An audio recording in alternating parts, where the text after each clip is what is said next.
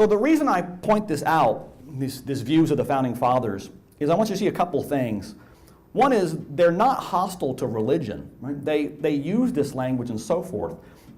And it's very hard to make the argument that these guys are just putting this out here for public consumption.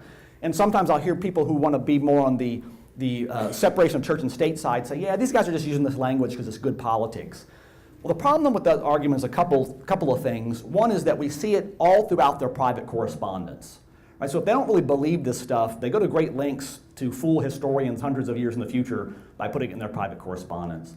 The other thing, even if it were for public consumption, it tells me something, that the American people felt this stuff was important, right? That religious references and belief in God were important if they're doing it for that purpose, which I don't think is the case.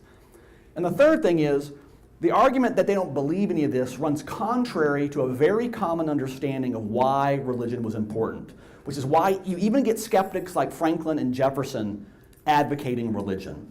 And the argument goes like this, right? That if we believe in liberty, which is the purpose of constitutional limited government, right? Liberty to realize your full human potential, live your own life.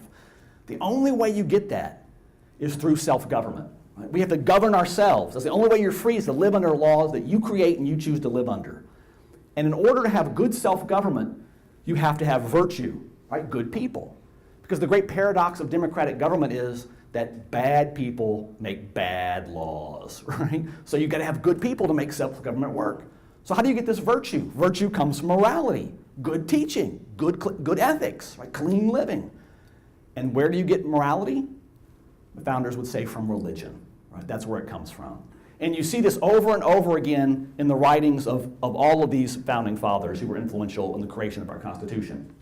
Here's old Benjamin Rush. Now he's on the religious side, right? But Rush states that, I beg leave to remark that the only foundation for a useful education in a republic is to be laid in religion.